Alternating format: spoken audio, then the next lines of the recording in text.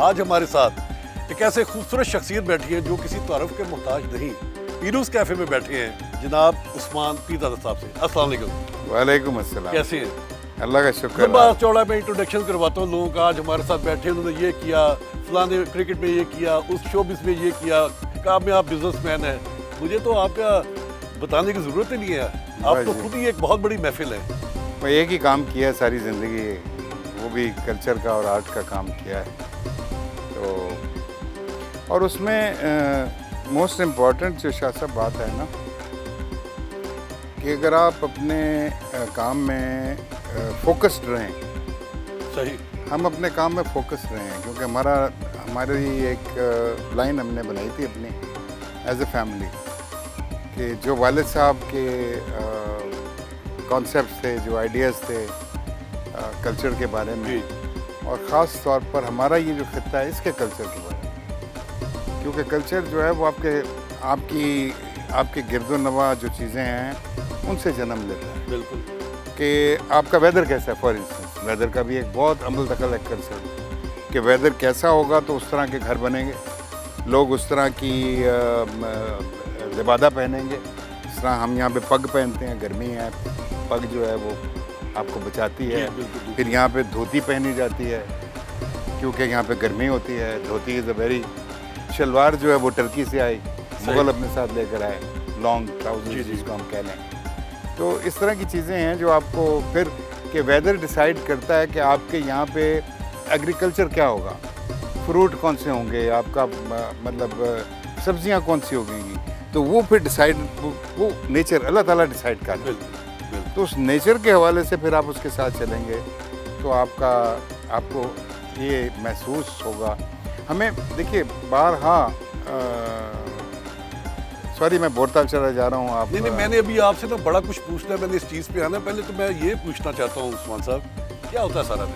मैं सुबह जल्दी उठता हूँ, तकरीबन 5 बजे के करीब। सुबह उठकर थोड़ा सा 2-2.5 घंटे का काम मेरा राइटिंग का है। अच्छा। कुछ चीज़ें जो मैं डेवलप कर रहा हूँ, जो सोच रहा हूँ, सही, या खामोश बैठा रहता हूँ, सही, सोचता रहता हूँ बैठ के।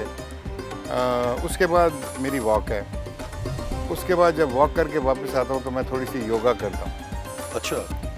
और फिर नाश्ता होता है। उसके बाद मैं अपने कल्चर सेंटर में आ जाता हूँ। मैं और मेरा छोटा भाई आजकल इसको चलाते हैं, तो बस बैठ के प्लानिंग करते रहते हैं कि किस तरीके से हमने बच बचा के सर्वाइव किस तरह करना है। देखिए ना सर, प्योर आर्ट्स में सर्वाइवल बड़ा मुश्किल है। अगर हम एक घटिया कमर्शियल काम शुरू कर दें नो प्रॉब्लम, बट अगर आप एक प्योर आर्ट वाली मतलब सिलसिले में हो तो आप, मुझे नहीं लगता कि उस तरीके से पैसे कमा सकते हैं जिस तरह। हालांकि मैंने थिएटर जो है हर किस्म का किया। मैं स्नॉब नहीं था, स्नॉबरी नहीं थी, वो नहीं है बड़े घटिया मरासी है नहीं, मैं मरासियों नाल भी काम किया। अच्छा। And I enjoy it because they are highly talented some of them. और हमारे यहाँ पे थिएटर के टैलेंट में बड़ा अच्छा टैलेंट था। सुहेल अहमद को आप ले लें, जी। आप आबिद खान साहब थे, बड़े मज़ेदार एक्टर थे वो भी। और अभी अमानुल्लाह साहब भी, Amanullah has work with me. Suhail तो मेरे पास रहे भी हैं, मेरे साथ बहुत सारा काम किया उन्होंने, शागिर्दों की लाइन में से हैं। बड़ा ही माशाल्लाह एक टैलेंटेड इंसान सुहेल अहमद। मैं आपकी ज़िंदगी जो है ना, मैं आहिस्ता नीचे से ऊपर आना चाह रहा हूँ। 13 साल की उम्र में आपने इश्क कर डाला पहला है जी? 13 साल की उम्र में पहला इश्क कर डाला आपने? हाँ, वो बस मेरा ख्याल है 13 साल ही की उम्र होती है कि ये टैलेंट है, सेंटिमेंटल उम्र होती है जिससे बंदा सोचना शुरू करता है। क्या इश्क क्या चीज़ होती है? I don't know. वो जो 13 साल वाला इश्क था उसको तो हम पपी लव कहेंगे। पपी लव वो मोस्टली क्या होता है, अपनी टीचर के साथ हो जाता है, या किसी को आप एडमायर करते हो उससे हो जाता है। उसमें एज का कोई कॉन्सेप्ट नहीं होता। आप और उसकी जो फील है वो भी बड़ी मुख्तलिफ होती है। उसके अंदर मैं समझता हूँ कि कोई जिस तरह इश्क में कहते हैं ना सेक्सुअल, वो कोई इम्प्लिकेशन नहीं है उसकी। वो एक प्योरिटी है, वो उसमें एक सादगी है, उसमें एक मासूमियत है। जो 13 साल का इश्क है और जो 70 साल का है, जो 70 साल का इश्क है वो तो बड़ा खतरनाक इश्क है, क्योंकि वो पीछे से चल रहा है। वो इश्क है आपकी अपनी, मुझे अपने अपने काम से लोग कहते हैं कि इश्क है, मुझे है। नहीं, आप 13 साल वाला जो इश्क है वो तो आपने बताया वो जो इश्क था। हाँ। ये 70 साल वाला जो है ये काम का, ये कहीं बेगम से डर के काम तो नहीं डाल दिया बीच में, कोई और इश्क है तो? बेगम से इश्क हुआ, उससे शादी कर ली। आज वो तो इश्क गया ना, खत्म हो गया। 46 साल हो चुके हैं। नहीं, आप समझते हैं कि वो इश्क, मेरा एक दोस्त कहता है कि मेरा इश्क कामयाब नहीं होता। मैंने कहा कैसे? नहीं, मैं नहीं इसको मानता। मेरी बीवी मेरी दोस्त भी है, मेरी साथी भी है, मेरी बीवी भी है, मेरे बच्चों की माँ भी है, मेरी गाइड भी है। ठीक है, मुश्किल हालात में मेरे साथ बैठती है, मुझे गाइड करती है कि नहीं इस तरह करो, इस तरह करो। और यही होता है पार्टनर का। आपका जो दोस्त और पार्टनर होता है उसका यही काम है कि आपस में एक दूसरे का सहारा बने। कोई वो उसमें फाइनेंशियल इम्प्लिकेशंस नहीं होती। माशाल्लाह उनकी तो जो मुस्कुराहट है वो ही बहुत खूबसूरत है, और वो बड़ा उनको अरूज मिला उस बात पे। जी, खूबसूरती अपनी जगह पे, लेकिन वो बड़े अच्छे जहन की मालिक है। तो उसके बाद बहुत सारी चीज़ों से इश्क हुआ, बहुत सारे लोगों से भी इश्क हुआ, उनके काम से इश्क हुआ। अरे वाह यार, क्या मज़ा आ गया इस बंदे का काम पे। कहाँ पे काम करने का मजा आया आपको? श्रीलंका का एक वाकया सुनाए आप मुझे। मैं कहीं पढ़ रहा था, श्रीलंका आप गए, बहुत बड़े किसी डायरेक्टर से मुलाकात हुई, जो एक बहुत बड़े, मुझे इल्म नहीं था, इंडियन एक अखबार का था एडिटर, शायद गार्डियन का, वो कहीं मैं पढ़ रहा था। कोई थोड़ा सा वाकया सुनाए। वो हुआ यूँ कि मैं जब श्रीलंका पहुँचा तो मैं बिल्कुल नावारिद था फिल्म इंडस्ट्री में। लेकिन क्या उम्र थी आपकी उस वक्त? 20 साल। 20 साल? जी, 20 years old। अच्छा। और ये 1975 है, 75-76।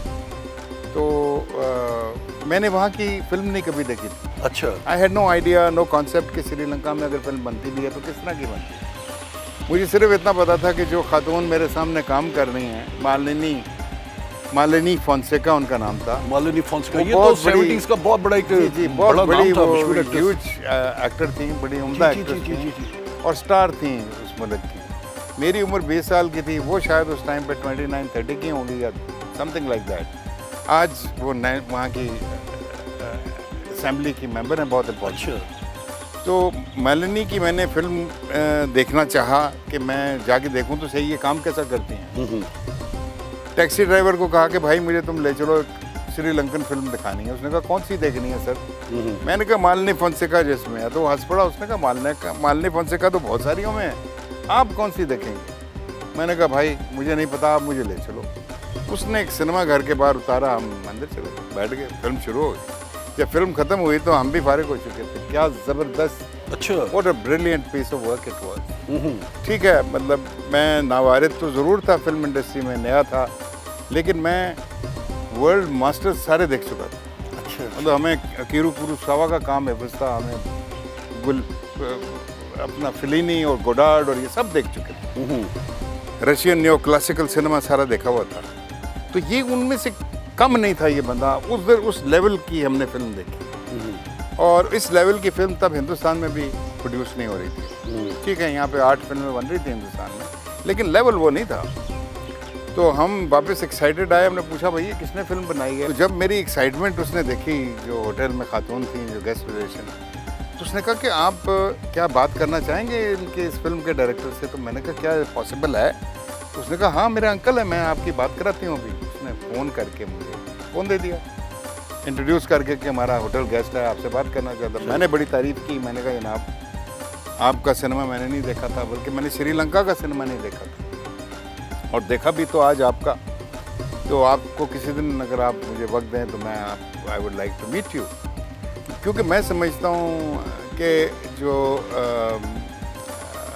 लर्निंग है ना, वो डिग्रियों में नहीं पड़ी हुई। लर्निंग इस काम की और क्राफ्ट की लर्निंग जो है वो क्राफ्ट्समैन के साथ बैठ के बात करने की है। बिल्कुल सही। उनके साथ इंटरेक्शन करने की है। You learn from that, you learn there. तो हमें उन्होंने उसी को बुला लिया, उनके घर चले गए, बैठ के गप्पे शप्पे ले, and later on we became good friends also. हालांकि वो मुझसे उम्र में बड़े थे, बुजुर्ग थे, लेकिन हमने सीखा बहुत उनसे। लेकिन एक बात मुझे याद है, मैंने उनसे पूछा कि आप कब से फिल्में बना रहे हैं? तो उन्होंने कहा भाई मैं तो लंदन में था, तो मैं गार्डियन न्यूज़पेपर को एडिट किया करता था। तो मैंने सत्याजित रे की फिल्म देखी, पत्थर पांचली, 1952। जब मैंने वो फिल्म देखी तो मैंने सोचा कि इस तरह का सिनेमा तो मैं भी बनाना चाहता हूँ। तो मैं रिज़ाइन करके वापस आ गया अच्छा। और तब से मैं फिल्में बना रहा हूँ। मेरा एक टी प्लांटर दोस्त था, उसने मुझे फाइनेंस किया और आज तक मैं फिल्में बना रहा हूँ। तो मेरा दूसरा क्वेश्चन था, मैंने कहा आपकी फिल्में पैसा बनाती हैं? बिकॉज एक फिल्म मेकर के लिए बड़ा मसला है कि भाई पैसा बनाएगी तो आप दूसरी फिल्म बना पाएंगे ना। हमेशा कोई टी प्लांटर दोस्त तो नहीं बैठा होगा बैग भर के कि जाके आप फिल्म बनाओ।